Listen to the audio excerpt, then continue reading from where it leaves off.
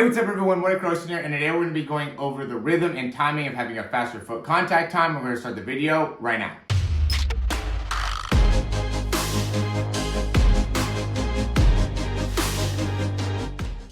Alright, so this is a topic that I've been talking a lot about lately just because I think it's something that really correlates to me in terms of my own sprinting and the ability to really get to a higher level of performance. And the more I look into it, the more it seems like this ends up being such a primary example of somebody that's able to create a good amount of speed, but is struggling to get to a great amount of speed. Me talking about myself. And being able to understand the foot contact time. And, I'm running about 20, 21 miles an hour. And so there's a lot of people that I work with that are consistently in like the 15, 16 mile an hour range. And so I just want to be able to help you guys in understanding how to get to, that 16 mile an hour range to, 17, 18, 19, and even into the 20s. And I think the foot contact time, while mine is still a thing that I need to work on more, what matters so much about it is the rhythm and timing that you have and just being able to continually get better at that. And we know that the amount of force being put into the ground is super important. And so the ability to actually rebound off the ground is going to be an equally important part of making sure that you're able to get that elite level turnover. And so that's what I want to go into more. We have me here on the right, and we have Noah Lyles here on the left. And Noah Lyles didn't do,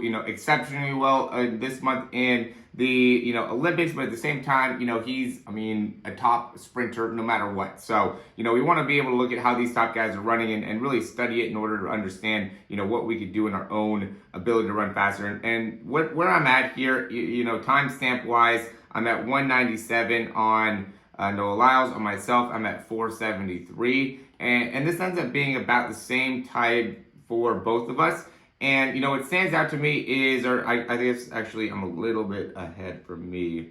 So I'd say this is going to be, where I would be at the, so I'm at the 470 mark. And this ends up being very similar, right? So you can see the position of our feet. He ends up, it's harder to kind of see it there. But, it looks like he might have a little bit more of the inside part of his foot upwards. Hard to, again, tell, right, 100%. I would say that his arm's in a better position. That's why I want to talk about the rhythm and timing here, because if we see, we're going to go through another 300ths of a second where my arm is and where my head is, and more importantly, where my foot is in comparison to him and where he's pulling his arm back, right? So at this stage, you can see he's pulling his elbow and arm back as he's hitting the ground. And so now we're at 200 for him. And, for me, we're at 473, so we just went through, a hundredth of a second. And we can see that at the same time, he is in a better position with the hand and the elbow in terms of, where it is in correlation to the hip. He's further back behind. There's more space between the hand and the elbow in comparison to myself.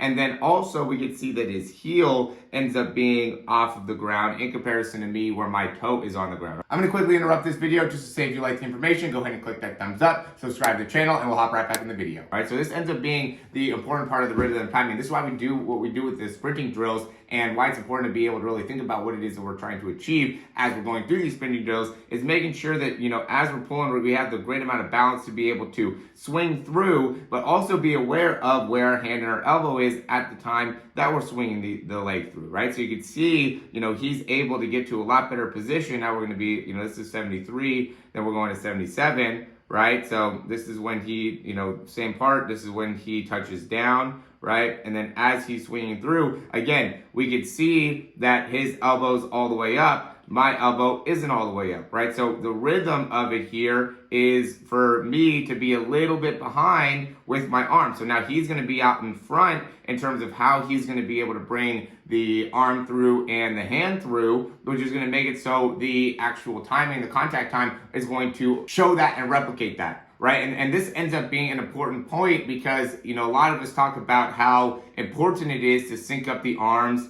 and the legs, right? And how the arms and the legs work together. And this is a clear example of that happening, right? So as I'm coming through, my hands are a little bit behind where Noah Lyles' hands are, which makes it so then when my foot comes off, I'm a little bit late in transferring off of my foot. So understanding that being able to pull back and maintaining not only a good position within the foot and making sure that we're able to keep the heel up, but also being fast and being able to get that elbow back and that hand back is going to directly correlate to not only more force into the ground, which is going to improve overall sprinting time, right? But also making it so we're very quickly able to transition that arm back so then we can push off, right? So once we get into this position where the elbow's in full extension, that's when we're going to initiate being able to push off the ground and then transition back through. But if you're late in getting to that point, it's going to make it so now it's going to take you a little bit longer to get your foot off the ground, which is going to increase your contact time. Because you increase your contact time, it's going to limit how much force you can put into the ground, which is going to limit your overall sprinting speed and sprinting times, right? So those are the things that end up piecing together here, and that's why the rhythm and timing of sprinting drills are so important, not only from a lower body perspective, but also an upper body perspective. So when you're doing sprinting drills and you're working on the rhythm and working on the timing, make sure that you're correlating your arms and your legs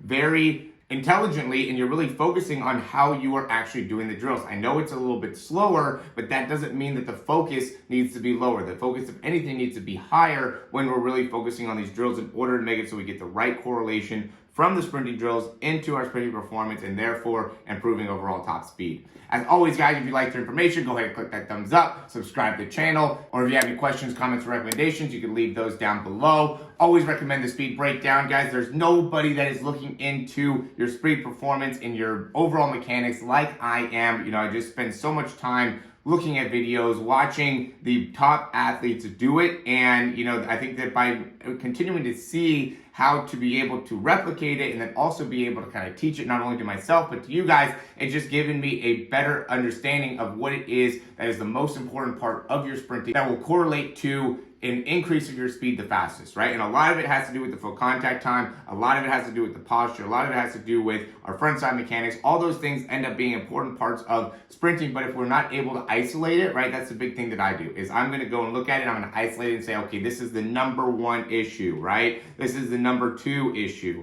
This is the number 3 issue. Let's start to really compartmentalize this, right, and make it so we understand what do we need to correct. It's easy to be able to say, okay, this is a problem, this is a problem, this is a problem, right? I've been able to do that for years, but being able to really prioritize what are the things that need to be corrected in order to make it so you have the biggest response is really the name of the game, and is really where I'm able to separate myself in comparison to some of the other athletes or coaches that are trying to do the same thing. I'm going to identify the issue. I'm going to give you the solution to be able to fix it. I'm going to break it down into the isolated stages, the start, the drive phase, the top end speed phase, which part of it ends up being the biggest problem, and how we can address it. I highly recommend you guys checking it out. It's going to be hugely valuable. Check the description down below in order to learn more about the speed breakdown. Again, it's a month process here, so it's not going to just be a one-time thing. I want to give us 4 weeks to be able to really improve here, and that will give you the opportunity to actually see results. So if I just do it one time, you're not going to see the same type of results as if we do it over the course of 4 weeks. So again, check the description. Looking forward to working with you. And